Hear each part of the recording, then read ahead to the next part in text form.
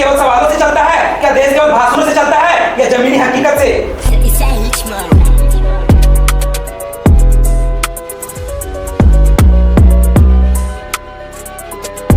लेकिन लोकतंत्र केवल चुनाव परिणाम नहीं है। लोकतंत्र का मतलब है सवाल पूछने की आजादी। मैं विपक्ष को ये याद दिलाना चाहती हूँ कि जब ये सत्ता में थे, आतंकवादियों को लव लेटर भेजा करते थे कि अगर सब कुछ ठीक है तो ये आंसू किसके हैं, ये डर किसका है, ये संघर्ष किसका है। हमें कश्मीर से लेके कन्याकुमारी तक महंगाई से दिक्कत है। जो कभी घर की दहलीज तक सीमित समझी गई थी, जो कभी घर की दहलीज तक सीमित समझी गई थी, आज वही नारी आसमान की बुलंदियों को छू रही है। जब महंगाई की आग में जनता जल रही हो, जब बेरोजगारी युवाओं के सपनों को निगल रही हो और जब टैक्स का बोझ बढ़ रहा हो और राहत घट रही हो, तब विपक्ष का मौन रहना लोकतंत्र के साथ अन्याय होगा। हमें तो लगता है महोदय कि अब बच्चों को एडमिट कार्ड के साथ डिस्क्लेमर दे देना चाहिए।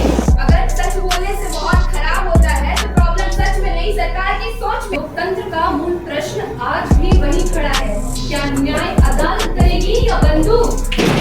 हमने कानून की धज्जियां नहीं उड़ाई, बल्कि कानून का डंडा उन पर चलाया है। कानून से ऊपर खुद को समझते हैं। विपक्ष को तुम दबा रहे हो सीबीआई और ईडी के भेष में। गृह मंत्री जी, गृह मंत्री, आजकल क्या चल रहा है देश में? माननीय अध्यक्ष महोदय, ये चिल्लाते हैं कि हमारी सरकार ने सिर्फ बड़े कंपनियों को प्रमोट किया है। ये चिल्लाते हमारी सरकार ने सिर्फ बड़े कंपनियों को प्रमोट किया। इसलिए ये कहती हूँ सदन पर ध्यान दीजिए, सिर्फ ये देश नहीं चलता। कुर्सी छोड़िए महाराज, आपसे देश नहीं संभल रहा है।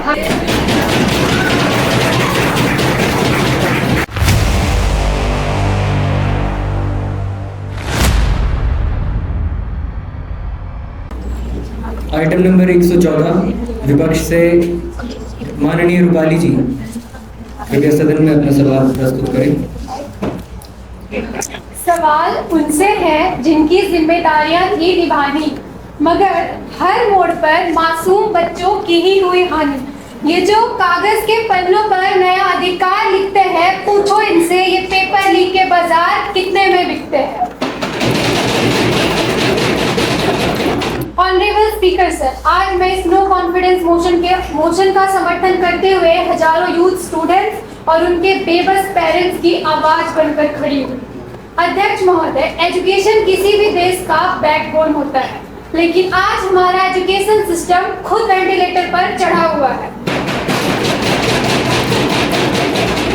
आज हमारे देश का यूथ एग्जाम देने से नहीं डरता, वो डरता इस बात से है कि कहीं पेपर लीक ना हो जाए। हमें तो लगता है महोदय कि अब बच्चों को एडमिट कार्ड के साथ डिस्क्लेमर दे देना चाहिए।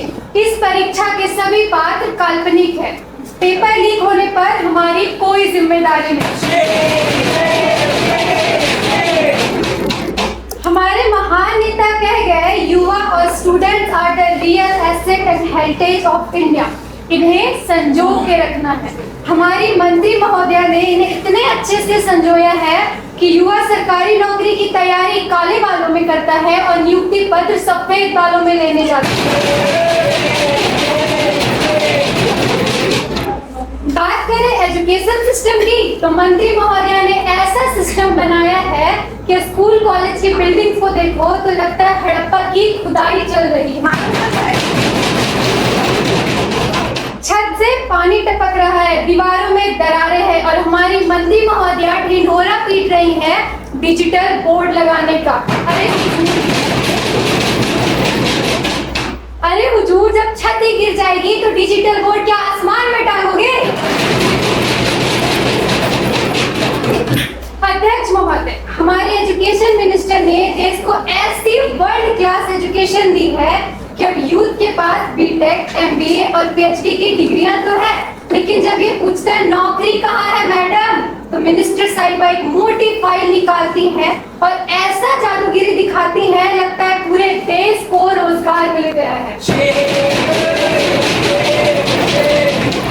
मंत्री जी, आपकी डेटा और हमारी रियलिटी में बस इतना ही फर्क है जितना मैट्रिमोनियल प्रोफाइल की फोटो और आधार कार्ड की फोटो में होता है। दिखता कुछ और है कुछ और है। जब ये पढ़े लिखे युवा नौकरी मांगते हैं तो ज्ञान मिलता है, आत्मनिर्भर बनो, पकौड़े तलो। आने वाले टाइम में जब भी युवा डिग्री लेकर घूमेंगे तो मुझे लगता है ये सुनने को मिल सकता है उन्हें। एचआर क्या आता है आपको? कोडिंग और डेटा एनालिसिस। वो सब छोड़ो बेटा, ये बताओ पनीर पकौड़े तलते वक्त कढ़ाई में तेल कितना गर्म होना चाहिए? बेटा आत्मनिर्भर बनो, चाय पकौड़े तलो, बहुत स्कोप है इसमें। माँ बाप ने सोचा था बेटा कलेक्टर बनेगा, इन्होंने ऑरेंज इकोनॉमी का ढिंढोरा पीटकर उन्हें जबरदस्ती कंटेंट क्रिएटर बना दिया। जो सरकार इस देश के बच्चों को शिक्षा और युवाओं को रोजगार नहीं दे सकती, उसे इस संसद में बैठने का कोई अधिकार नहीं। कुर्सी छोड़िए महाराज, आपसे देश नहीं संभल रहा है, हम जनता के भरोसे पे बैठे हैं। बहस करनी है तो उसका आपको समय दिया जाएगा। मंत्री जी, बहस करनी है उसका तौर तरीका होता है। वक्ता जी आप अपनी बात करिए।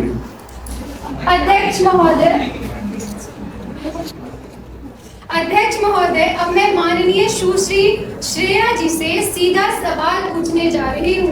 आशा है इस बार ग्राउंड वर्क दिखेगा, फाइलों का बढ़ता वजन नहीं। मेरा पहला सवाल एनटीए और पेपर लीक को लेकर है।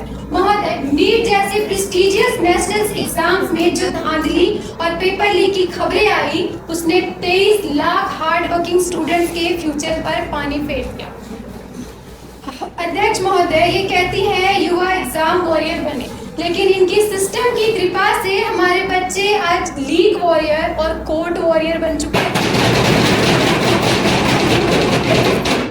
महोदय, हमारे एग्जाम की क्रेडिबिलिटी इतनी गिर चुकी है कि एग्जाम को फेयर और ट्रांसपेरेंट बनाने के लिए एयर फोर्स और डिफेंस फोर्स को इन्वॉल्व करने तक की नौबत आ चुकी है। बात करें अगले मुद्दे की, जो कि CBSE on screen marking data breach को लेकर है। तालियां बजती रहनी चाहिए भाई। हाल में ही इस पोर्टल ने ऐसा कारनामा किया है जिससे लाखों स्टूडेंट का सेंसिटिव डेटा अब इंटरनेट पर पब्लिक प्रॉपर्टी की तरह उपलब्ध है। ये कोई सिक्योरिटी फ्लॉज नहीं, इनका कहना है कि ये तो स्कीम है, ओपन टू ऑल स्कीम, सबका डेटा सबका विकास। मैं मंत्री जी से पूछना चाहती हूँ, इस पूरे रायते के लिए किस ऑफिसर पर अकाउंटेबिलिटी फिक्स की इन्होंने? महोदय, मेरा अगला सवाल बहुत ही सेंसिटिव है, जो कि है student suicide, mental health crisis. महोदय, हमारे प्रीमियर इंस्टीट्यूट्स जैसे IITs, IMS, जो कि शिक्षा के मंदिर माना जाता था, आज प्रेशर कुकर बन चुका है, जहां डिग्रियां तो चमक रही है लेकिन मासूम जिंदगियां दम तोड़ रही हैं। केवल कागजी मेरिट और खोखली रैंकिंग का जश्न मनाना बंद कीजिए। आपने नेशनल सुसाइड प्रिवेंशन स्ट्रेटजी बनाया था, ग्राउंड रियलिटी तो बदली ही नहीं। क्या अब हम बच्चों को सिर्फ मेरिट के पीछे भागना सिखाएंगे या उनकी जान भी कीमती है? हमारी प्रधानमंत्री बात करती हैं विश्व गुरु बनने की। प्रधानमंत्री जी जरा गौर फरमाइएगा, जब बात ग्लोबल लेवल पर जैसे QS वर्ल्ड यूनिवर्सिटी रैंकिंग या टाइम्स हायर एजुकेशन की हो, तो हमारी मात्र 2-3 यूनिवर्सिटियां ही ऐसी है जो टॉप 200 में जगह बना पाती है।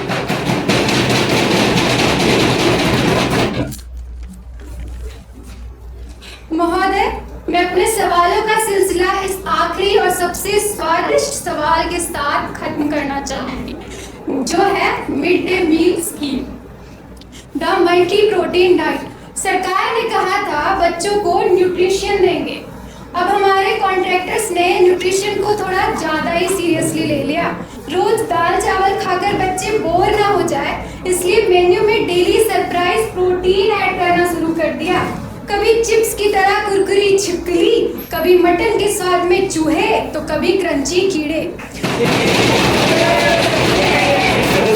सदस्य जी एक मिनट, आप 4-5 बार मैं आपको अलाउ कर चुका हूँ, इसके बाद नारेबाजी रिकॉर्ड पर नहीं ली जाएगी।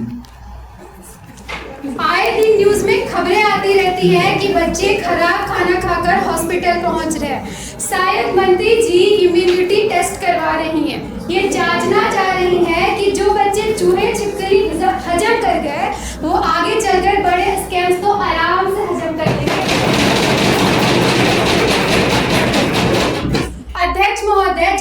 मंत्रियों के बच्चे फॉरेन्स में पढ़ते रहेंगे, भारत के स्टूडेंट्स का और एग्जाम का हाल नहीं सुधरेगा। विपक्ष नेता होने के नाते मैं बस इतना कहना चाहूंगी, शिक्षा विभाग को विभाग की तरह चलाइए, फैक्ट्री की तरह नहीं। बच्चों के भविष्य पर राजनीति करने से देश नहीं चलेगा। हमारा मकसद शिक्षा से देश की तकदीर बदलने का है।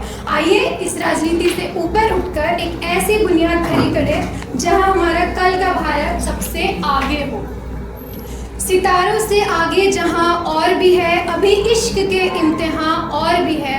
देश बदल रहा है, शिक्षा के दम पर बदलेगा। जय हिंद।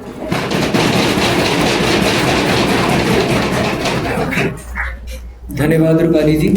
जितने सदस्यगण हमारे साथ यहाँ पर हैं उनको मैं कहना चाहूँगा कि आप अगर समर्थन देना चाहते हैं तो आप अपने डेस्क पर ताली बजा सकते हैं समर्थन के लिए।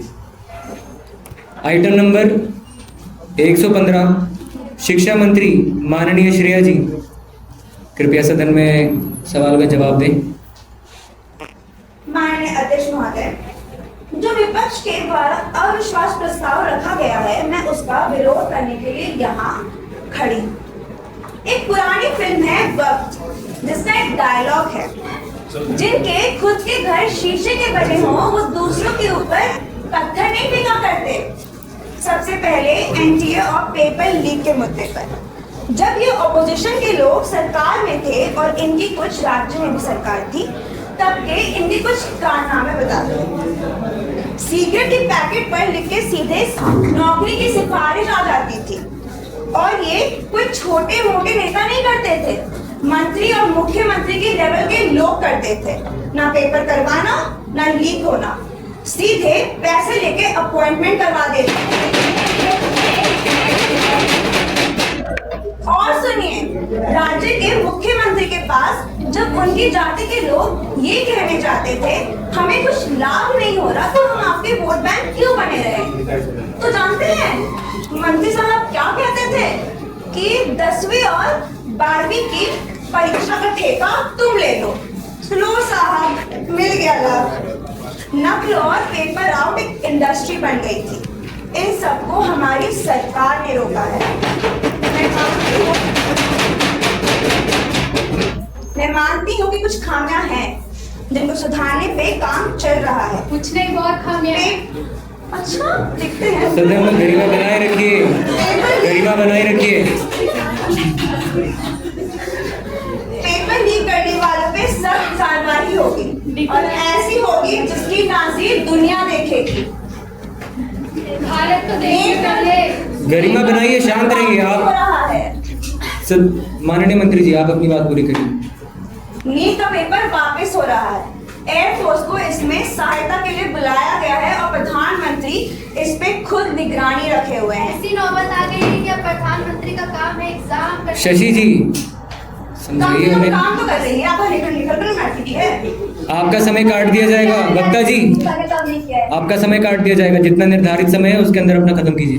एक भी स्टूडेंट का भविष्य खराब नहीं होने दिया जाएगा, लेकिन वर्बल अपॉइंटमेंट वाले इन बातों की गंभीरता को नहीं समझेंगे। लेकिन अध्यक्ष महोदय, आपके माध्यम से मैं सदन को और देश को इंश्योर करना चाहती हूँ कि पेपर लीक करवाने वालों को हम मिट्टी में मिला देंगे। हमारे विपक्ष मित्र जो इनके पॉलिटिकल माइलेज लेने की कोशिश कर रहे हैं, उन्हें आत्मचिंतन करना चाहिए। कभी तो राजनीति से उठकर सोचने का प्रयास करें। गद्दी विरासत में मिल सकती है, लेकिन बुद्धि विरासत में नहीं मिलती है। जिनको मिला आप मजबूर कर रहे हैं मुझे। मैं बार बार आपकी बातें रिकॉर्ड से निकाल दूंगा। वक्ता को बात अपनी पूरी करने दें। अध्यक्ष महोदय, सीबीएसई के ऑन स्क्रीनिंग और डेटा सिक्योरिटी को लेकर जो चिंता व्यक्त की गई है, मैं उसे गंभीरता से लेती हूँ। स्टूडेंट डेटा सुरक्षा और फेयर इवोल्यूशन हमारी प्राथमिकता है। जहाँ भी टेक्निकल शॉर्टकमिंग सामने आई है, उनकी जांच और सुधार की प्रक्रिया चल रही है। लेकिन टेक्नोलॉजी की एक कमी को पूरे यूनिफॉर्म की असफलता बता देना वैसे ही है जैसे एक बल्ब फ्यूज हो जाए और कोई कहे कि पूरे देश में अंधेरा हो गया है।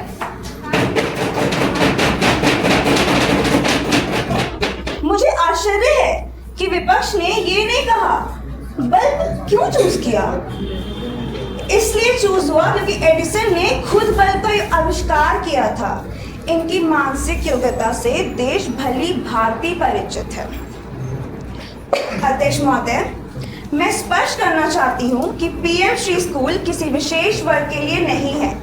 ये एक्सीलेंस का मॉडल है, लेकिन साथ ही रूरल स्कूल, ट्राइबल स्कूल और गवर्नमेंट स्कूल के इंफ्रास्ट्रक्चर पे भी निरंतर काम हो रहा है। और सरकार होती है तो गैप को स्वीकार करे और उसे कम करने के लिए काम करे।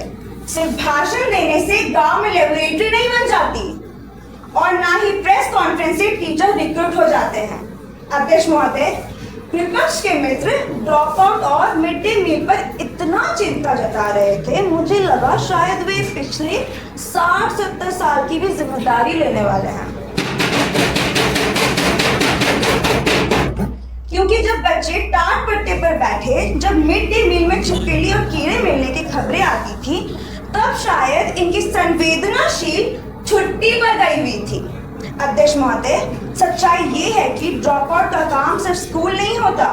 गरीबी, बाल श्रम, बाल विवाह, सामाजिक भेदभाव, परिवार की आर्थिक स्थिति, ये सब कारण होता है। लेकिन फिर भी हमारी सरकार ने इस चुनौती का सामना किया है।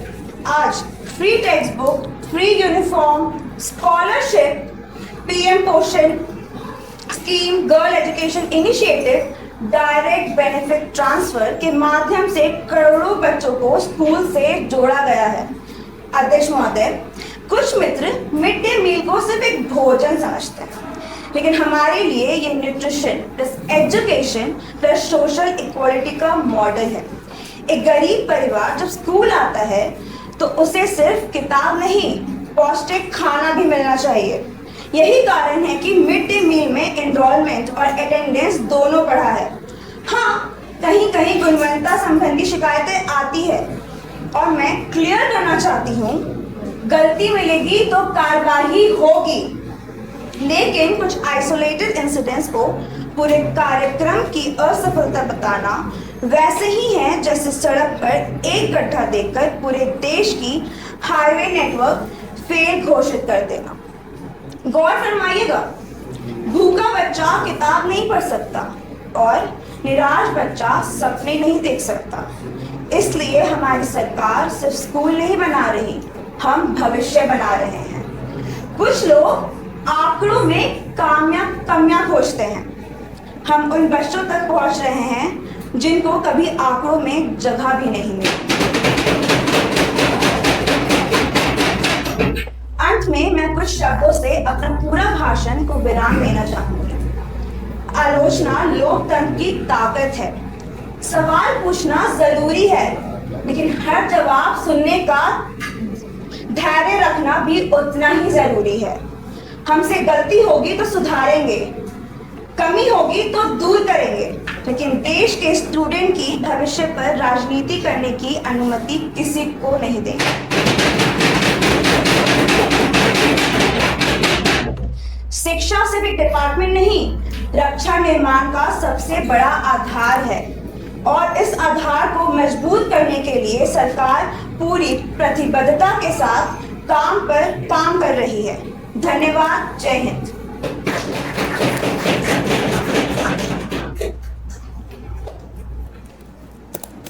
आइटम नंबर 116 विपक्ष से माननीय लवली जी, कृपया सदन में अपना सवाल रखें। माननीय अध्यक्ष महोदय, ये सर की जो हमारी सरकार है वो कहती है सब अच्छा है, सब ठीक चल रहा है। हमने आईना दिखाया तो कहने लगे अरे माहौल खराब हो रहा है। अध्यक्ष महोदय, अगर सच बोलने से माहौल खराब होता है तो प्रॉब्लम सच में नहीं, सरकार की सोच में है। क्योंकि लोकतंत्र में सवाल पूछना गुनाह नहीं होता। सदस्यगणों से मेरी दरख्वास्त है, जब तक कार्यालय समाप्त न हो कृपया आप सीट पर बैठे रहें। जी वक्ता जी, आप शुरू करें। क्योंकि लोग बैठे रहिए, आप बैठे रहिए, शुरू कीजिए।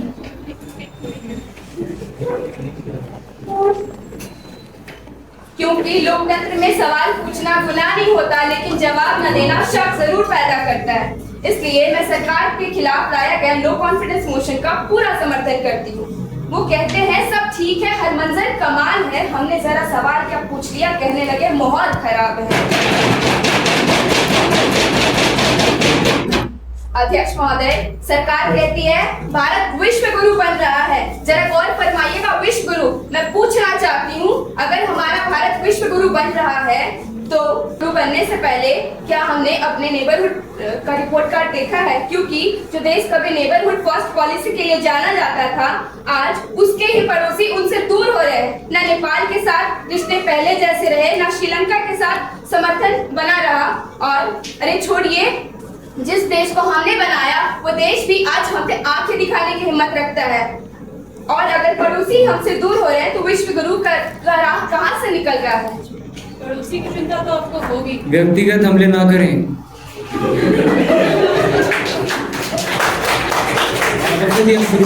सवाल ये है, अगर हम दुनिया को रास्ता दिखाने निकले हैं तो पहले ये बताइए कि पड़ोसी का भरोसा हमें। सदस्यगण कृपया शांत रहिए, गरिमा बनाए। सवाल ये है, अगर हम दुनिया को रास्ता दिखाने निकले हैं तो पड़ोसी का भरोसा हमसे क्यों टूट रहा है?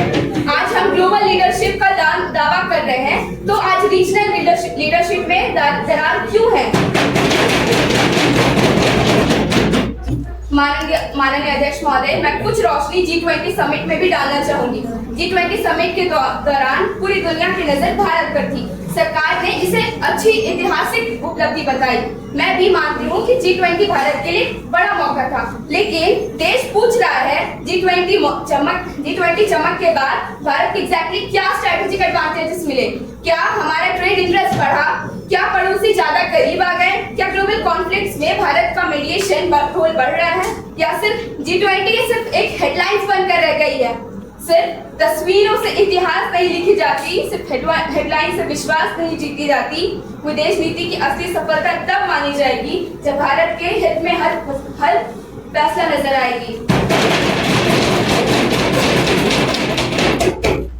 विदेश मंत्री हर मंच पर कहते हैं आज दुनिया भारत की बात सुन रही है। बहुत अच्छी बात है, लेकिन मैं पूछना चाहती हूँ, दुनिया सिर्फ सुन रही है या मान भी रही है? क्योंकि तालियां और सपोर्ट में उतना ही फर्क होता है जितना एडवर्टाइजमेंट और अचीवमेंट में। मेरा तीसरा सवाल, जब ऑपरेशन सिंदूर में पूरा विपक्ष इनके साथ था, भारत पाकिस्तान को अच्छा टक्कर दे रहा था, तो व्हाइट हाउस के ट्विटर की चिड़िया से ट्वीट आता है सीज फायर। जरा गौर फरमाइएगा, सीज फायर, और ये लोग सीज फायर लगा देते हैं। आज मैं पूछना चाहती हूँ, क्या हमारे देश के सारे सवाल और जवाब पर सोशल मीडिया पे लिए जाएंगे?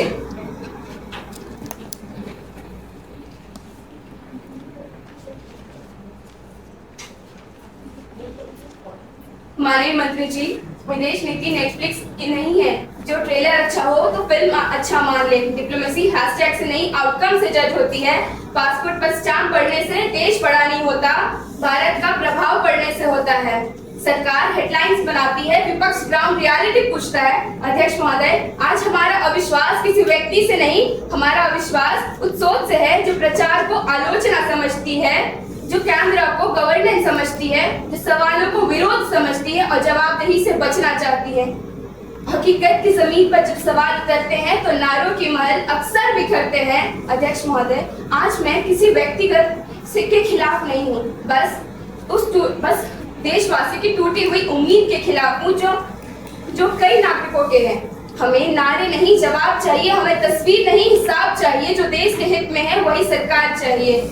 इसके साथ मैं अविश्वास प्रस्ताव का पूरा समर्थन करती हूँ।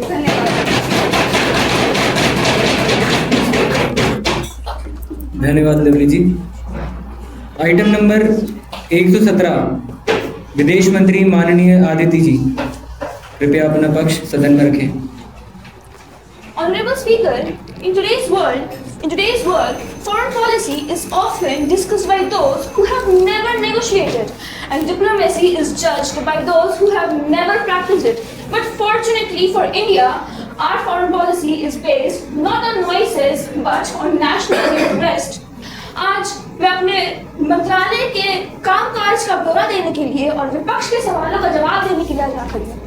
और आइरनी की बात तो ये है कि जब पूरी दुनिया हमारी फॉरेन पॉलिसीज को प्रेस कर रहा है, यहाँ हमारा विपक्ष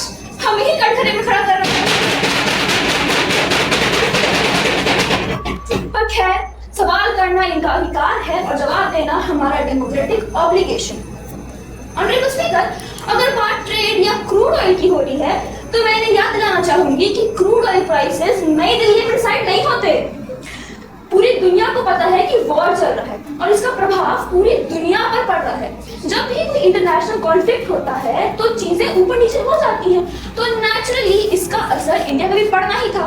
पर मैं सदन के माध्यम से ये आश्वासन देना चाहूंगी कि इस वॉर का सबसे कम प्रभाव भारत पे ही पड़ रहा है। हमारे पड़ोसी देश पाकिस्तान में पेट्रोल 400 रुपए लीटर बिक रहा है। अब तो हमारी हालत ये आ गई कि हम पाकिस्तान महोदय जी, आपको समय दिया कई गया देशों था। में तो लॉकडाउन लग चुका है। मंत्री जी,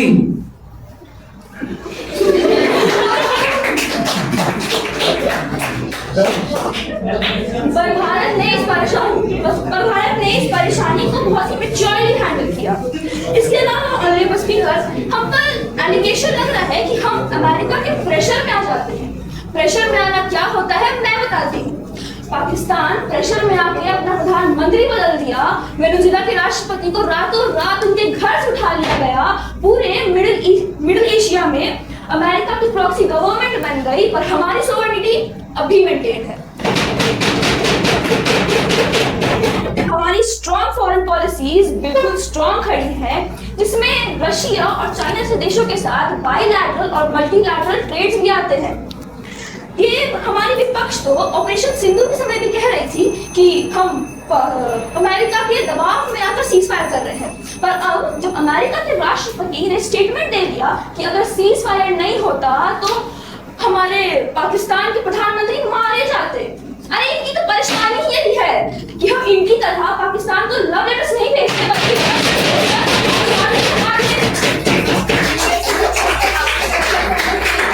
कुर्सी की तरफ इशारा करके बात करिए। आपके बयान के बारे में, आपके बयान के समय आपको बोलना चाहिए था। इसके अलावा हमारा विपक्ष सवाल उठा रहा था कि हमारे पड़ोसियों के साथ हमारे बाइलैटरल ट्रेड्स कैसे हैं। तो मैं इसे पूछना चाहूंगी कि परेशानी क्या है कि इंडिया फर्स्ट पॉलिसी अपना रहा है या इनकी तरह पाकिस्तान के सारे हमलों को नजरअंदाज नहीं कर रहा। अरे इनकी सरकार में तो हमने जीते हुए बाजी लुटा दी थी। मैं पूछना चाहूंगी, जब हमारी सेना कारगिल तक पहुंच चुकी थी और हमारे पास माकूल मौके थे कि हम बैठकर यूके को डिस्कस कर सके, तो आपने कदम क्यों पीछे कर लिया? मैं बताती हूँ, दबाव में आकर, विदेशी दबाव में आकर, और ये दबाव कैसे करते हैं। और ऑनरेबल मेंबर, डिप्लोमेसी का मतलब ये नहीं होता कि हम अपने सारे पड़ोसी देशों को रोज सुबह गुड मॉर्निंग मैसेज करें। सदस्यगण कृपया गरिमा बनाए रखें। विपक्ष ने पूछा कि दुनिया भारत को सुन भी रही है या सिर्फ तालियां बजा रही है। तो मैं बताना चाहूंगी कि अगर दुनिया भारत को सिर्फ सुन रही होती तो हमें G20 होस्ट करने का मौका नहीं मिलता। अगर दुनिया सिर्फ भारत को सुन रही होती तो हम ग्लोबल साउथ की एक आवाज बन के उभर नहीं रहे होते। अगर दुनिया सिर्फ भारत को सुन रही होती तो हम सारे बड़े देश हमारे स्ट्रैटेजिक पार्टनर बनने के लिए कोशिश नहीं कर रहे होते। तालियां सम्मान का प्रतीक हो सकती है, पर भरोसा प्रभाव का प्रमाण है। विपक्ष को प्रमाण की आवश्यकता नहीं पड़ती। अंत में मैं अपनी मिनिस्ट्री की ओर से सिर्फ ये कहना चाहूंगी कि सीमा पर चौकसी है, दुनिया में सम्मान है। भारत की कूटनीति आज एक नई पहचान है। जो पूछते थे कि भारत अकेला रह जाएगा, जो बोलते थे कि भारत अकेला रह जाएगा, तो देखो आज हर मंच पर तिरंगा लहराएगा। हम सवालों से लड़ते हैं, संकल्पों से जीतते हैं। हम सवालों से लड़ते हैं, संकल्पों से जीतते हैं और विश्व गुरु की राह पर भारत को आगे लेकर चलते हैं।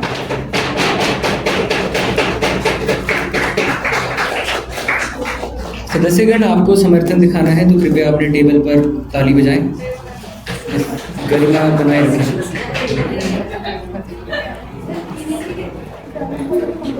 आइटम नंबर 118, विपक्ष के माननीय सोनाली जी से मैं चाहूंगा कि सदन में अपना सवाल रखें। जब सरकार ने कहा सब कुछ ठीक है, तब ऑपोजिशन ने पूछा कि जब सब कुछ ठीक है तो आप सवालों से इतने बेचैन क्यों हो रहे हैं? आज मैं कुछ ऐसे ही सवाल लेकर खड़ी हूँ। अध्यक्ष महोदय, डिफेंस मिनिस्टर को मेरा प्रणाम है। मैं उम्मीद करती हूँ कि आज मुझे जवाब फैक्ट में मिलेगा, स्लोगन में नहीं, डेटा मिलेगा, डायलॉग नहीं। अध्यक्ष महोदय, आज मैं डिफेंस मिनिस्टर जी से सवाल पूछने के लिए आई हूँ। उम्मीद है जवाब रडार से ही नहीं, रिकॉर्ड से भी गायब होगा। ऑनरेबल स्पीकर सर, आज मैं इस सदन में एक नो कॉन्फिडेंस मोशन के सपोर्ट में खड़ी हूँ। मेरा सवाल किसी पार्टी से नहीं, मेरा सवाल देश की सुरक्षा से है। आप हर रैली में भारत को मिलिट्री पावर बताते हैं, लेकिन शक्ति का मतलब सिर्फ परेड में मिसाइल दिखाना नहीं होता। शक्ति का मतलब होता है तैयारी, ट्रांसपेरेंसी और अकाउंटेबिलिटी। मेरा पहला सवाल है, आप आत्मनिर्भर भारत की बात करते हैं, लेकिन क्या यह सच नहीं कि क्रिटिकल डिफेंस प्लेटफॉर्म और कंपोनेंट के लिए अभी भी हम विदेश पर निर्भर हैं?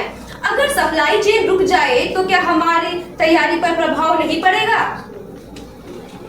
सरकार के 56 इंच के सीधे की चर्चा तो बहुत सुनी है हमने, लेकिन ससग्राम वैली में चाइना हमारी छाती पर जो 75 किलोमीटर लंबी सड़क बना रही है, इसे नापने के लिए सरकार कौन से इंची टेप का इस्तेमाल कर रही है?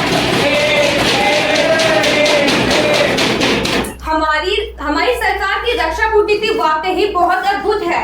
चाइना हमारे सीमा के भीतर घुसकर गांव बना रही है, अरुणाचल के गांव का नाम बदल रही है, और हमारी सरकार की रक्षा मंत्रालय बीजिंग को डराने के लिए दिल्ली में बैठकर बहुत खतरनाक मिसाइल दाग रही है। उसका नाम है कड़ी निंदा। चीन हमारे बंकर तोड़ रहे हैं और हम चीनी ऐप को बैन कर युद्ध जीत रहे हैं। महोदय, इसे कहते हैं डिजिटल युग में स्मार्ट वॉरफेयर। महोदय, चीन को लाल आंखें दिखाने का वादा किया गया था, लेकिन आज आलम यह है कि चीन को देखकर हमारी सरकार को कलर ब्लाइंडनेस हो जाता है। मुझ पर थोड़ा रहम कीजिए। 4-5 बार आपको बोल दिया, आपके अपने वक्ता हैं, उनके भाषण को क्यों होती है? उचित और अनुचित का निर्णय इस सदन में आसन करेगा, आप नहीं। आप अपनी बात पूरी करें। सरकार ने देश के डिफेंस डील को अमेज़न का बिग बिलियन डे डील बना रखा है। जब मन किया बिना किसी बड़े लॉन्ग टर्म प्लानिंग के विदेश दौरे पर चले जाते हैं और वहां इमरजेंसी प्रोक्यूरमेंट के नाम पर कुछ भी उठाकर कार्ट में डाल देते हैं। फिर जब देश पूछता है कि महोदय, उस सामान की डिलीवरी कब तक होगी और उसकी कीमत इतनी ज्यादा क्यों है, तो सरकार कहती है जी इस पर नेशनल सिक्योरिटी का प्रोमो कोड लगा है, हम डिटेल्स शेयर नहीं कर सकते। महोदय, ऑपोजिशन इतना भी बुरा नहीं है, हम सिर्फ इतना चाहते हैं कि मंत्री जी का क्लेम और ग्राउंड रियलिटी से थोड़ा मुलाकात करवा दे। सरकार तालियां चाहती है, लेकिन विपक्ष का काम है तर्क देना। हम चुप रहने वालों में से नहीं हैं, हम देश की युवा और नागरिक की आवाज बनकर आए हैं। सरकार कहती है ट्रस्ट अस, विपक्ष कहता है शो अस, एंड लोकतंत्र कहता है आंसर अस।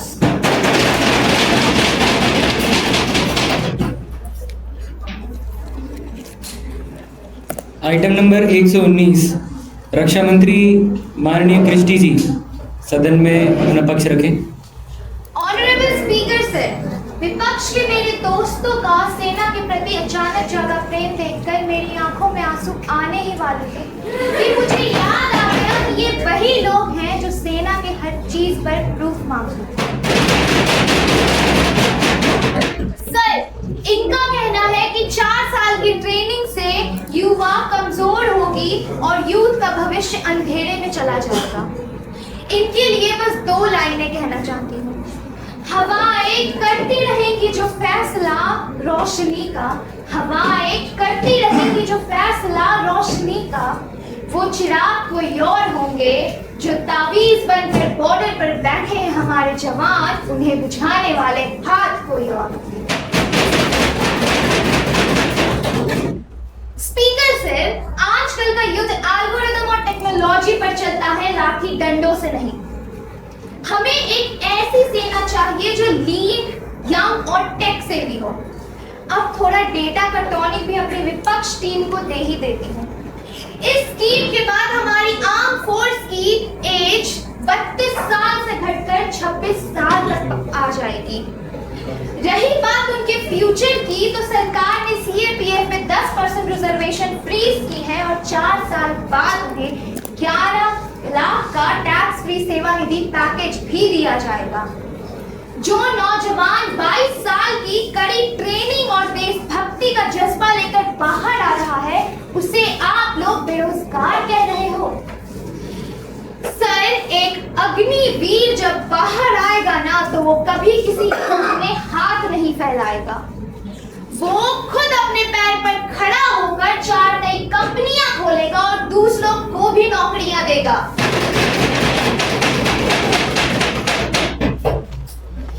आपकी तरह बैठकर सिर्फ कुर्सियां नहीं तोड़ेगा।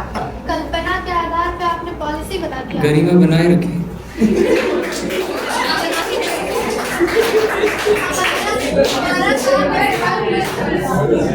जब निर्धारित समय दिया गया, मेरे पास लिस्ट है, आपको निर्धारित समय दिया गया था। सदस्यगण गरिमा बनाए रखें, शांत रहिए। यहाँ बैठ के पूछने आए हैं, आप हमें क्वेश्चन ही नहीं पूछने दे रहे हैं। हर सवाल करने का आपको समय दिया गया था। मंत्री जी, मेरे अनुमति के बिना कोई नहीं बोलेगा। आप टीवी डिबेट में नहीं बैठे, सदन का मंच है ये।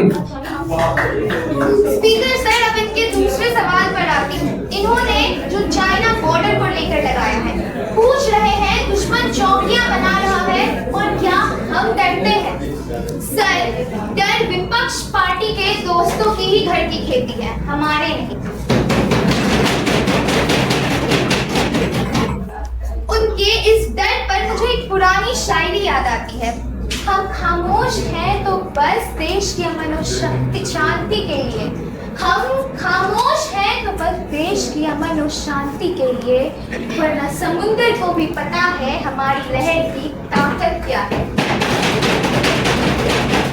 दुश्मन अगर बदलेगा बदल बदल कर अपना रास्ता, दुश्मन अगर बदलेगा बदल बदल कर अपना रास्ता, तो हमारे पास भी दुश्मन का सही इलाज क्या है? ऑनरेबल स्पीकर सर, पुरानी सरकारों में तो एक ऐसी कमजोर डरपोक पॉलिसी थी जिसके तहत बॉर्डर एरियाज को नो डेवलपमेंट जोन बनाकर रख दिया था। लेकिन हमारी सरकार का मानना है कि बॉर्डर विलेजेस का आखिरी कोना नहीं, ये देश का पहला और सबसे इम्पोर्टेंट गेटवे है। हमने बॉर्डर रोड ऑर्गेनाइजेशन के जरिए LAC और LOC के पास अटल टनल और सेला टनल जैसी ऑल वेदर कनेक्टिविटी का जाल बिछा दिया है। हमारा बॉर्डर इंफ्रास्ट्रक्चर बजट पिछले कुछ सालों में 400% बढ़ा है और हमारी हैवी मशीनरी चंद घंटों में बॉर्डर पर डिप्लॉय हो सकती है। हम मुस्कुराते इसलिए हैं क्योंकि हम पूरी तरह तैयार बैठे हैं, और आप डरते इसलिए हैं क्योंकि आपको हमारी सेना की ताकत पर भरोसा नहीं। स्पीकर सर, इनका तीसरा आरोप था मेक इन इंडिया और आत्मनिर्भरता पर। कह रहे थे कि हम आज भी फॉरेन पर डिपेंडेंस हैं। लगता है विपक्ष के दोस्त आजकल देश का बदलता हुआ मिजाज देख नहीं पा रहे हैं। थोड़ा चश्मा तो उतारिए, तब आज की नीति का पता चलेगा आपको।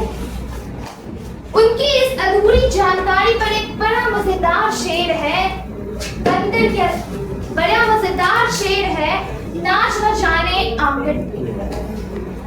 इन सरकारों में खुद से ढंग की बुलेट प्रूफ जैकेट तो बन नहीं पाई और हमारी स्पीड और टेक्नोलॉजी पर सवाल उठा। ऑनरेबल स्पीकर सर, हमारी फिलॉसफी अब एकदम क्लियर है। ना हम झुकने वाले हैं, ना हम रुकने वाले हैं। ये नया भारत है सर। हम दुश्मन की आंख में आंख डालकर जवाब देने वाले हैं। मैं इस सदन को बड़े गर्व के साथ बताना चाहती हूँ कि हमारी डिफेंस मिनिस्ट्री ने 5 पॉजिटिव इंडिजनाइजेशन लिस्ट जारी करके 5500 से ज्यादा मिलिट्री आइटम्स और सब सिस्टम के फॉरेन इंपोर्ट पर पूरी तरह से बैन लगाम लगा दिया है। यही सारी चीजें अब 100% भारत में हमारी अपनी डोमेस्टिक MSMEs बना रही है। सर, आज हमारा domestic defence production 1.5 lakh crore को पार कर चुका है और हम 21,000 करोड़ से ज्यादा का डिफेंस एक्सपोर्ट कर रहे हैं। फिलीपींस को ब्रह्मोस और अर्मेनिया को बिनाका रॉकेट सिस्टम हम दे रहे हैं। पहले हम वेपन खरीदने के लिए लाइन में लगा करते थे और आज फॉरेन कंट्रीज भारत के डिफेंस टेक के लिए लाइन लगा कर खड़ी है। स्पीकर सर, अंत में मैं बस इतना ही कहूंगी, विपक्ष के मेरे दोस्त जितने चाहे सवाल उठा ले, पर देश की जनता जानती है कि देश किसके हाथों में सुरक्षित है। मिटा सके हमारी सुरक्षा को ये दुश्मन में दम नहीं, और हमारी रगों में बहता जो जोश है वो किसी से कम नहीं।